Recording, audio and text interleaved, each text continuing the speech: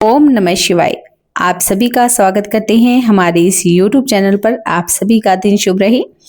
आप सभी को सावन सोमवार की हार्दिक शुभकामनाएं। भगवान भोलेनाथ अपनी कृपा हम सभी भक्तों पर सदैव बनाए रखे।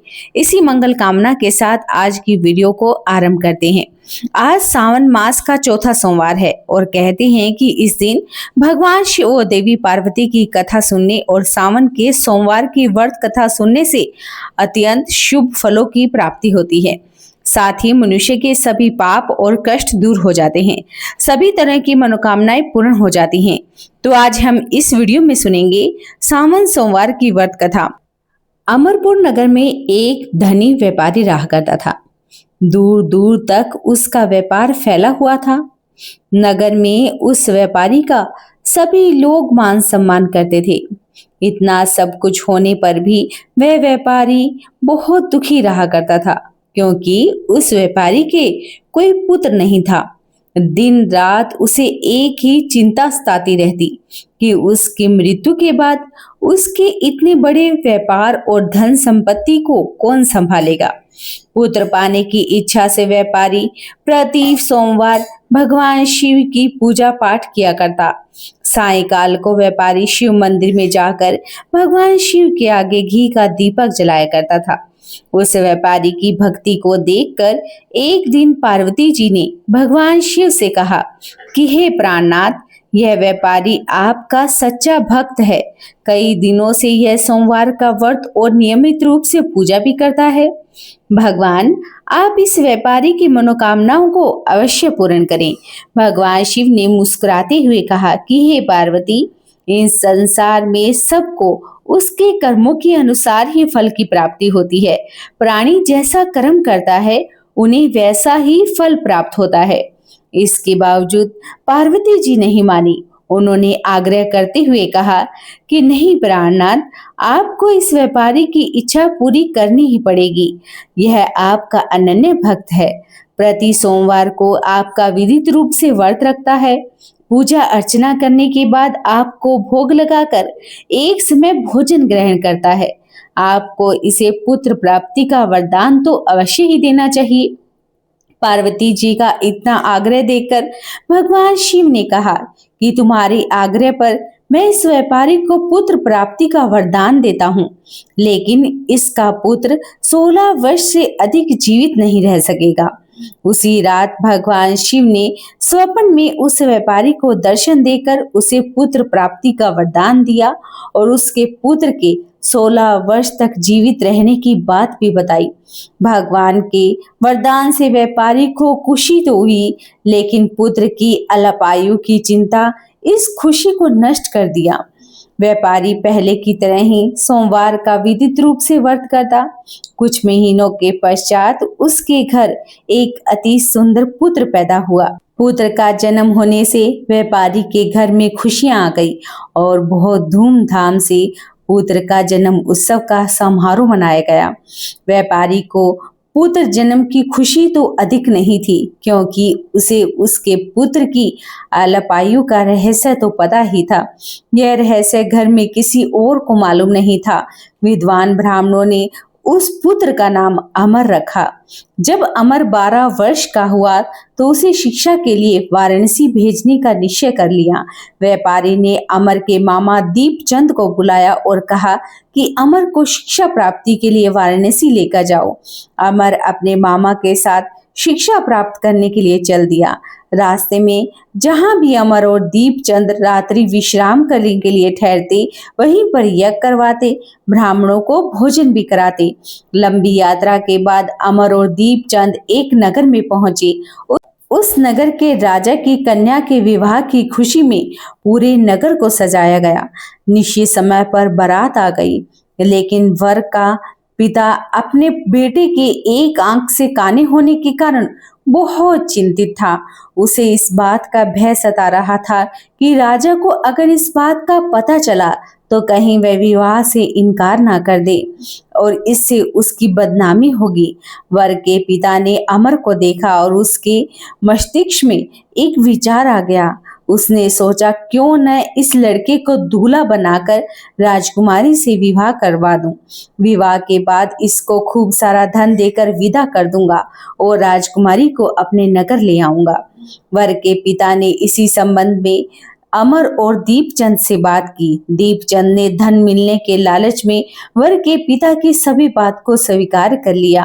अमर को दूल्हे की वस्त्र पहनाकर राजकुमारी चंद्रिका से विवाह करवा दिया गया। राजा ने बहुत सारा धन देकर राजकुमारी को विदा किया। अमर जब लौट रहा था तो वह यह सच को छुपा ना सका। उसने राजकुमारी चंद्रिका की ओढ़नी पर लिख दिया कि राजकुमारी चंद्रिका, तुम्हारा विवाह तो मेरे साथ हुआ है। मैं तो वाराणसी में शिक्षा प्राप्ति के लिए जा रहा हूँ। अब तुम्हें जिस नवयुवक के साथ पत्नी बनकर रहना पड़ेगा वह तो एक आंख से काना है। जब राजकुमारी ने अपनी ओढ़नी पर लिखा हुआ पढ़ा तो राजकुमारी ने काने लड़के के साथ जाने से इनकार कर दिया। राजा ने सब बातें जानकर राजकुमारी को महल में रख लिया। उधर अमर अपने मामा दीपचंद के साथ वाराणसी पहुंच गया। अमर ने गोकुल में पढ़ना शुरू कर दिया। जब अमर की आयु 16 वर्ष पूरी हुई तो उसने एक यज्ञ का आयोजन किया। यज्ञ की समाप्ति पर ब्राह्मणों को भोजन कराया, खूब अन्न वस्त्र दान किए। रात को अमर अपने शयन कक्ष में सो गया। शिवजी के वरदान अनुसार शयन अवस्था में ही अमर के प्राण निकल गए। सूर्योदय होने पर मामा ने अपने भांजे अमर को देखा और वह रोना पीटना शुरू कर दिया। आसपास के सभी लोग दुख प्रकट करने लगे। मामा के रोने और विलाप करने के स्वर समीप से गुजरते हुए भगवान शिव और माता पार्वती ने भी सुने। पार्वती जी ने भगवान से कहा कि हे प्राणनाथ, मुझसे इसके रोने के स्वर सहन नहीं हो पा रहे। आप इस व्यक्ति के कष्टों को अवश्य ही दूर करें। भगवान शिव ने माता पार्वती के साथ अदृश्य रूप में समीप जाकर अमर को देखा तो पार्वती जी से बोले कि हे पार्वती, यह तो उसी व्यापारी का पुत्र है। मैंने इसे 16 वर्ष की आयु का वरदान दिया था, अब इसकी आयु पूरी हो चली है। पार्वती जी ने भगवान शिव से फिर निवेदन किया कि हे प्राणनाथ, आप इस लड़के को जीवित करें, नहीं तो इसके माता पिता भी पुत्र की मृत्यु के कारण रो रो कर अपने प्राणों को त्याग देंगे। इस लड़के का पिता तो आपका परम भक्त है, वर्षों से सोमवार का व्रत करता है, आपको भोग लगाता है। पार्वती जी के आग्रह पर भगवान शिव ने उस लड़के को जीवित होने का आशीर्वाद दिया और कुछ ही पलों में वह लड़का जीवित होकर उठ बैठा। शिक्षा समाप्त करके मामा और अमर अपने नगर की ओर चल दिए। दोनों चलते हुए उसी नगर में पहुंच गए जहां पर अमर का विवाह हुआ था। उस नगर में भी अमर ने यज्ञ का आयोजन किया। समीप से गुजरते हुए नगर के राजा ने यज्ञ का आयोजन देखा। राजा ने अमर को तुरंत पहचान लिया। यज्ञ समाप्त होने पर राजा अमर और उसके मामा को महल में ले गया। कुछ दिन उन्हें महल में रखकर खूब सारा धन देकर वस्त्र देकर राजकुमारी के साथ विदा कर दिया। रास्ते में सुरक्षा के लिए राजा ने बहुत से सैनिकों को भी भेजा।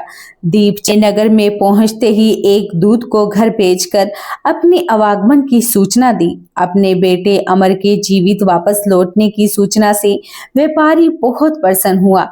व्यापारी ने अपनी पत्नी के साथ समय को एक कमरे में बंद रख रखा था। भूखे प्यासे रहकर व्यापारी और उसकी पत्नी बेटे की प्रतीक्षा कर रहे थे। उन्होंने प्रतिज्ञा रखी थी कि यदि उन्हें अपने बेटे की मृत्यु का समाचार मिला तो वह भी अपने प्राणों को त्याग देंगे। व्यापारी अपनी पत्नी और मित्रों के साथ नगर के द्वार पर पहुंचा।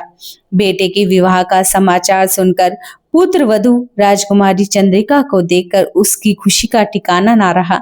उसी रात भगवान शिव ने व्यापारी के स्वप्न में आकर कहा कि हे श्रेष्ठी, मैंने तेरे सोमवार के व्रत करने और व्रत कथा से सुनने से प्रसन्न होकर तेरे पुत्र की लंबी आयु प्रदान की है। व्यापारी बहुत प्रसन्न हुआ। सोमवार का व्रत करने से व्यापारी के घर में खुशियां लौट आई। शास्त्रों में भी लिखा है कि जो स्त्री पुरुष सोमवार का व्रत विधित रूप से करते हैं, व्रत कथा सुनते हैं, उनकी सभी इच्छाएं भगवान शिव और माता पार्वती सदैव पूर्ण करते हैं। तो बोलिए भगवान शिव की जय हो। बोलिए माता पार्वती की जय हो। आइए सुनते हैं सावन सोमवार की दूसरी कथा। इसे भी सभी भक्तगण ध्यान पूर्वक सुने। एक गांव में एक गरीब ब्राह्मण अपनी पत्नी अपने पुत्र के साथ रहा करता था। उसके पुत्र का नाम था सोमदत्त। वह गरीब बूढ़ा नित्य प्रति भगवान शिव को जल चढ़ाया करता और उसकी पत्नी ब्राह्मणी को यह बात बिल्कुल भी नहीं अच्छी लगती। ब्राह्मणी पहले बहुत पूजा पाठ किया करती थी, व्रत उपवास बहुत किया करती। इतना सब कुछ करने के बाद भी उसकी गरीबी दूर नहीं हो रही थी। जब ब्राह्मण जवान था तो कहीं से कथा सुनाकर पूजा पाठ करके दक्षिणा लाता तो उसी से उसका गुजारा होता। फिर भी ब्राह्मणी इस आस में पूजा पाठ करती कि कभी ना कभी तो उसकी गरीबी अवश्य ही दूर हो जाएगी। उसके पूजा पाठ का फल कुछ न मिला। अब तो ब्राह्मण बूढ़ा हो गया था। उसमें इतनी शक्ति ही नहीं थी कि वह गांव-गांव जाकर कथा करवाए। वह बीमार रहने लगा। घर में कमाने वाला भी कोई नहीं था। ब्राह्मण का बेटा सोमदत्त गुरुकुल में पढ़ा करता था। जब ब्राह्मणी के घर में खाने के लाले पड़ गए तो वह गुस्से में पूजा पाठ करना छोड़ दिया और ब्राह्मण को भी पूजा पाठ करने से मना करने लगी और कहती कि भोलेनाथ और अन्य देवी देवताओं की पूजा करते करते जवानी से बुढ़ापा आ गया, लेकिन भगवान ने हमारी गरीबी नहीं दूर की, उल्टा अब तो दाने दाने को मोहताज कर दिया। अरे मेरी तो मत ही मारी गई थी कि मैंने दिन रात व्रत और उपवास किया, जब तब से अपने शरीर को सुखा दिया। अब क्या देगा तुम्हारा शिव जी, तो तुम शिवलिंग पर जल चढ़ाते हो। ब्राह्मणी की बातों को सुनकर ब्राह्मण कुछ नहीं कहता, क्योंकि उसे तो अपने आराध्य भगवान भोलेनाथ पर अत्यंत विश्वास था। अब ब्राह्मण का बेटा अपनी शिक्षा पूरी करके गुरुकुल से वापस अपने घर को लौट आया और अपने माता पिता की खूब सेवा करने लगा। एक दिन की बात है, सोमदत्त शिव मंदिर में अपने पिता के साथ पूजा पाठ कर रहा था। वहीं पर शिव भक्तों को कथा सुनाने लगा। वह कहता कि जो भक्त भगवान शिव की कथा को सुनते हैं, उनके मन में जो इच्छाएं होती हैं, भोलेनाथ उनकी मनोकामना अवश्य पूरी करते हैं। सोमदत्त की यह बातें मंदिर में पूजा करने आए उसी राज्य के राजा ने सुन ली और उसे यह बात बहुत अच्छी लगी। उसने सोमदत्त को अपने यहाँ राजकुमारी को कथा सुनाने के लिए नौकरी पर रख लिया। अब सोमदत्त प्रतिदिन राजा की बेटी को कथा सुनाने जाया करता। वहां से दक्षिणा में जो भी मिलता उसी में ही अपने परिवार का लालन पालन करने लगा। इस पर ब्राह्मणी भी खुश नहीं थी। उसने कहा कि मुझे अपने बच्चे के भविष्य की चिंता सता रही है। हमारा जीवन तो जैसे तैसे गरीबी में कट गया, लेकिन मेरे पुत्र का जीवन तो अभी बाकी है। हमारे मरने के बाद इसका क्या होगा? हमारी भक्ति पूजा पाठ का फल लगता है तो कभी नहीं मिलेगा। क्या भोलेनाथ को मेरा दुख दिखाई नहीं देता? मेरा पुत्र राजा के घर से जो कुछ भी लाता है, माना कि इससे हमारे परिवार का पेट भर जाता है, किंतु और भी तो आवश्यकताएं हैं, कैसी पूरी होगी? ईश्वर ने अपनी आंखें क्यों बंद कर रखी हैं? क्या मेरे पुत्र को हमारी तरह ही गरीबी में रहना पड़ेगा? ब्राह्मण और ब्राह्मणी की ये करुण पुकार जब माता पार्वती ने सुनी तो उन्होंने भगवान शिव से कहा कि हे देव, आप तो सब कुछ जानते हैं, आप क्यों न इन दोनों की परीक्षा ले रही हैं? ब्राह्मण आपका परम भक्त है, अब तो उसके दुखों का नाश करें, अन्यथा यह ब्राह्मण कहीं आपकी पूजा करना बंद ना कर दे, कहीं उसके मन में आपके प्रति विश्वास समाप्त ना हो जाए। माता पार्वती की बातों को सुनकर भगवान भोलेनाथ ने कहा कि हे देवी, आप चिंता ना करें, मैंने उनके भाग्य उदय होने का बीज तो पहले ही बो दिया था। अब हम दोनों को साथ में लक्ष्मी जी और विष्णु जी को लेकर इस ब्राह्मण के घर में जाने का समय आ गया है। हमारी कृपा के साथ ही वह ब्राह्मण दंपति विष्णु लक्ष्मी के कृपा के पात्र होंगे। इन दोनों पति पत्नी ने हम दोनों की पूजा एक साथ की है। हे देवी, पृथ्वी लोक पर जाकर हमें शिव लीला करनी है। अब भगवान शिव जी तुरंत माता पार्वती के साथ नंदी पर सवार होकर वैकुंठ लोक में जाते हैं, जहां दयानिधि भगवान विष्णु शेषनाग के सैया पर विराजमान थे। माता लक्ष्मी उनके पांव दबा रही थी। तब भगवान शिव ने विष्णु जी से पृथ्वी लोक पर चलने को कहा। विष्णु जी बोले कि हे देवी लक्ष्मी, चलिए, हमारे भक्त का बुलावा आ गया है। अब क्या था, चारों देवी देवता साधु का वेश धारण कर पृथ्वी पर ब्राह्मण के घर पहुंचकर अलख जगाया और कहा कि अलख निरंजन, अलख निरंजन। घर में से बूढ़ा ब्राह्मण निकला। उसने उन्हें प्रणाम किया तो उन दोनों साधु भेषधारी भगवान विष्णु और भगवान शिव ने कहा कि हम रात्रि में आपके घर पर विश्राम करना चाहते हैं। इस पर ब्राह्मण पुत्र सोमदत्त ने अतिथि देवो भव ऐसा विचार कर कहा कि महाराज, मेरे घर में दक्षिणा में मिले दाल चावल यदि से हम तीनों के भोजन की पूर्ति होती है, मैं एक समय के भोजन की व्यवस्था कर सकता हूँ। साधु ने उसे एक बर्तन देकर कहा कि दाल चावल इस बर्तन में बनाओ तो हम सब दोनों समय का भोजन बना पाएंगे। इस प्रकार उस बर्तन में बने भोजन से दोनों समय के भोजन की पूर्ति हो गई। अगले दिन प्रातःकाल में सोमदत्त जाने लगा। साधु रूपधारी भगवान शिव ने पूछा कि हे पुत्र, तुम कहाँ जा रहे हो? उसने कहा कि हे साधु महाराज, मैं राजा की बेटी को कथा सुनाने जा रहा हूँ। साधु ने कहा कि तुम कथा सुनाने के बाद राजा की बेटी से पूछना कि तुम किस अभिलाषा की पूर्ति के लिए कथा सुनती हो। अब सोमदत्त राजकुमारी को कथा सुनाने के बाद यही प्रश्न पूछता कि तुम किस अभिलाषा की पूर्ति के लिए कथा सुनती हो।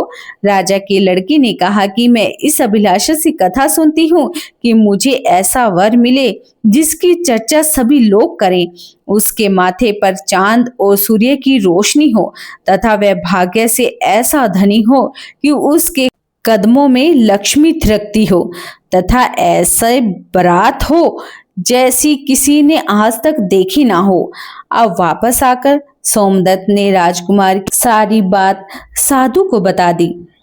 अब अगले दिन प्रातःकाल मैं जब वह कथा सुनाने के लिए जाने लगा तो साधु ने कहा कि बच्चा, आज राजा की बेटी से यही प्रश्न करना, वह फिर से तुम्हें कल वाली बात बताए तो तुम तुरंत कह देना कि जैसा पति तुम्हें चाहिए वैसा केवल मैं ही हूँ। ऐसा कहकर भाग आना। सोमदत्त ने कहा कि हे साधु महाराज, कहाँ मैं एक गरीब ब्राह्मण जिसका घर उसकी दी हुई दक्षिणा से चलता है, और कहाँ वह राजा की पुत्री। राजा मुझे और मेरे परिवार को मृत्यु दंड देकर मौत की घाट उतार देगा। मैं ऐसा कभी नहीं करूंगा। साधु ने कहा कि ठीक है, हम तुम्हारे सहित अपने श्राप को भस्म कर देते हैं। सोमदत्त पहले ही उनके चमत्कार से डरा हुआ था। उसने सोचा कि राजा तो बाद में मृत्यु दंड देगा, यह तो अभी मुझे श्राप से भस्म कर देगा। साधु को आश्वासन देकर कथा सुनाने के लिए चला गया। कथा सुनाने के बाद सोमदत्त ने कहा कि हे राजकुमारी, कल आपने जो बताया था उसके अनुसार जैसा वर तुम्हें चाहिए वैसा वर तो मैं ही हूँ। ऐसा कहकर तुरंत वह वहां से भाग गया। राजा की पुत्री को एकदम आघात पहुंचा। उसने दासी के द्वारा अपने पिताजी को बुलाकर सारी बात बता दी। राजा ने आश्वासन दिया कि उस ब्राह्मण को उसकी सजा मिलेगी। राजा ने तुरंत अपने मंत्रियों से विचार विमर्श किया और एक विशिष्ट मंत्री ने कहा कि महाराज, अपराध तो फांसी दिए जाने वाला ही क्या है, परंतु वह ब्राह्मण है। उसे फांसी देने पर एक ब्राह्मण हत्या का पाप लगेगा। कुछ ऐसा किया जाए कि वह दंडित भी हो जाए और ब्राह्मण हत्या का पाप भी ना लगे। काफी विचार विमर्श करने के बाद तय हुआ कि शादी का निमंत्रण पत्र कुछ शर्तों के साथ भिजवाया जाए। राजा ने शर्तों वाला निमंत्रण पत्र लिखवाकर अपने नौकर के हाथ सोमदत्त के पिता के पास भिजवा दिया। उधर सोमदत्त ने घर पहुंचकर साधु को बताया कि आपके कहे अनुसार कहने पर राजकन्या बहुत क्रोधित हो गई। अब शीघ्र ही फांसी का संदेश पहुंचने वाला है। कुछ समय बाद नौकर निमंत्रण पत्र लेकर वहां पहुंच गया। साधु ने नौकरों को सम्मान सहित बिठाकर सोमदत्त को निमंत्रण पत्र पढ़ने सुनाने को कहा। पत्र इस प्रकार था कि अर्थात पत्र पर लिखा था कि हे ब्राह्मण पुत्र, हमें तुम्हारी शादी का प्रस्ताव तो मंजूर है, परंतु साथ साथ हमारी कुछ शर्तें भी हैं। हमारे द्वारा सभी शर्तों को पूरे करने पर हम अपनी कन्या का विवाह तुम्हारे साथ कर देंगे। शर्त पूरी ना होने पर तुम्हें परिवार सहित फांसी दे दी जाएगी। शर्त इस प्रकार से है। पहली शर्त यह है कि बरातियों के ठहरने वाले सभी बारात घर तथा बनाए गए सभी तंबू बराती से भरे होने चाहिए। कोई भी तंबू खाली नहीं होना चाहिए। दूसरी शर्त, बरातियों के अतिथि सत्कार में बनाई गई सभी खाद्य सामग्री उपयोग होनी चाहिए, कुछ भी बचा नहीं होना चाहिए। तीसरी शर्त, ऐसी अद्भुत बारात आनी चाहिए जिसकी प्रशंसा हर व्यक्ति के जुबान पर हो। बारात आने पर यदि कोई भी शर्त अधूरी होगी तो बारात में आने वाली सभी बारातियों को फांसी दे दी जाएगी। पत्र पढ़कर सोमदत्त डर से कांपने लगा। साधु ने कहा कि तुम डरो नहीं, नौकरों को भेजकर लिखा हुआ पत्र का उत्तर देकर विदा कर दो और पत्र में लिखो कि आप विवाह की तैयारी करें, हम बारात लेकर आ रहे हैं। नौकरों को भोजन में दाल भात परोसा गया, लेकिन भगवान शिव की कृपा से नौकर की थाली में 36 प्रकार का भोजन बन गया। विदाई में साधुओं ने, जो कि साधु भेष में भोलेनाथ और भगवान विष्णु थे, उस नौकर को मुट्ठी भर धूनी की राख और पत्र देकर विदा कर दिया। बाहर आकर नौकर ने देखा कि वह राख नहीं, हीरे मोती थे। वह बहुत प्रसन्न हो गया। राजा ने सत्कार उत्तर प्राप्त करने का विचार किया कि वह गरीब ब्राह्मण किसके भरोसे ऐसा कर रहा है, क्या कोई दुश्मन राजा उसका साथ दे रहा है। यही सोचकर राजा ने शहर के तमाम बारात घर सजवा दिए, अनेक तंबू लगवा दिए। राजा का विश्वास था कि अधिक आदमी ना आने के कारण वह शर्त हार जाएगा। सोमदत्त अपनी बारात में चलने के लिए जिसे भी कहता, वह उसे यह कहकर मना कर देता कि नहीं, तुम्हारा तो अंतिम समय आ गया है, हम बारात में तुम्हारे साथ मरने के लिए क्यों जाएं? ऐसी बातें सुनकर वह बहुत ही परेशान था।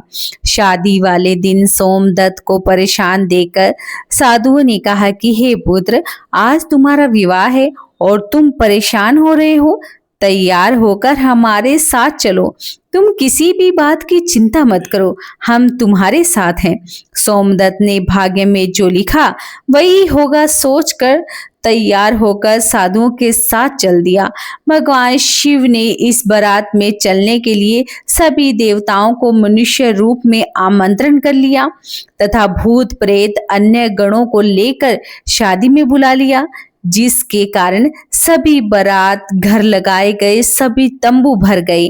इसके बाद भी कुछ बाराती बिना तंबू के रह गए। राजा के पास सूचना भिजवाई गई कि बारातियों के ठहरने का और प्रबंध करवाया जाए।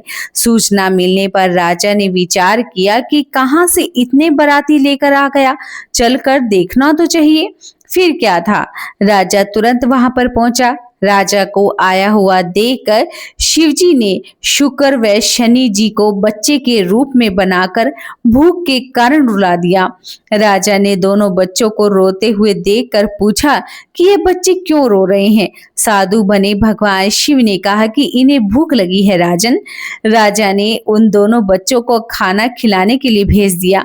कुछ समय के बाद राजा के कर्मचारी ने आकर बताया कि महाराज, वे दोनों बच्चे तो सारा का सारा भोजन खा गए और फिर भी भूख से चिल्ला रहे हैं। ऐसा सुनकर राजा बहुत परेशान हो गया। उसने अपना घमंड त्याग कर साधुओं के सामने नमस्तक होकर कहा कि हे महाराज, अब मेरी लाज आपके हाथ में है। साधुओं ने कहा कि कोई बात नहीं, सब कुछ ठीक हो जाएगा। तुम घर जाकर बारात के आने की तैयारी करो। राजा ने शहर को बहुत ही सुंदर ढंग से सजाया। जगह जगह झालरों से पूरा शहर एक दुल्हन की भांति सजाया गया। सोमदत्त भी विवाह की पोशाक में एक राजकुमारी की तरह ही सुंदर दिख रहा था। शाम के समय एक सुंदर रथ में उसे बिठाया गया। रथ के आगे अनेक प्रकार के बैंड बाजे नगाड़े वाले धूम नगाड़े बज रहे, लोग नाच रहे। दूल्हे के मस्तक पर सेहरे को चांद और सूरज से सजाया गया। बाराती हाथ में मुद्राएं लेकर एक दूसरे पर नौचावर करके इधर उधर उड़ा रहे थे। बारात के इस दृश्य को देखकर लोग आपस में बात कहने लगे कि इस ब्राह्मण के भाग्य को तो देखो, इसके मस्तक के चेहरे में चांद सूरज और चारों तरफ के इस प्रकार धन लक्ष्मी उड़ाया जा रहा है, मानो किसी बड़े राजा की बारात निकल रही हो। ऐसी बारात हमने आज जीवन कभी नहीं देखी और न ही आगे देखने की उम्मीद करते हैं। यह भाग्य का बड़ा ही धनी है। प्रजा के मुख से इस प्रकार की बातों को सुनकर माता पार्वती ने कहा कि हे प्रभु, आप जिस पर कृपा करते हैं उनके लिए धन के भंडार खोल देते हैं। भगवान भोलेनाथ ने कहा कि हे पार्वती, जो परम भक्त मेरी पूजा सच्ची भक्ति से करते हैं, मैं उन्हें उनके पूजा का फल अवश्य ही देता हूँ। उन्हें दुख तभी झेलना पड़ता है जब तक कि उनके पाप कर्म समाप्त नहीं हो जाते। पुण्य कर्म जैसे ही उदय होते हैं, उनके भाग्य के दरवाजे भी खुल जाते हैं। और जो सच्चा भक्त सावन में हमारी कथाओं को सुनता है, उन्हें भी राजकुमारी की तरह ही फल प्राप्त होता है। राजकुमारी ने प्रतिदिन भगवान शिव की कथाएं सुनी। उसने मन में जो भी कामना की उसे वह मिला। यह तो भोलेनाथ, माता पार्वती और भगवान विष्णु की महिमा थी, जिनके कारण ब्राह्मण धनी हो गया। उसका भी घर महलों की तरह सुंदर हो गया। उसके घर में नौकर चाकर इत्यादि सब हो गए। अपार धन दौलत से भरा हुआ घर हो गया। ब्राह्मणी ने फिर से भगवान शिव की पूजा अर्चना शुरू कर दी। खूब दान दक्षिणा देना शुरू कर दिया। नित्य प्रति भगवान की कथाओं को सुनाया करती थी। एक बार प्रेम से बोलिए हर हर महादेव। बोलिए भगवान शिव की जय हो। बोलिए माता पार्वती की जय हो। अगर आपको हमारे इस YouTube चैनल की ये कथा पसंद आई हो तो चैनल को सब्सक्राइब करना ना भूलें। वीडियो को लाइक और शेयर जरूर कर दें। आपसे हाथ जोड़कर प्रार्थना है कि कमेंट में जरूर लिखें हर हर महादेव।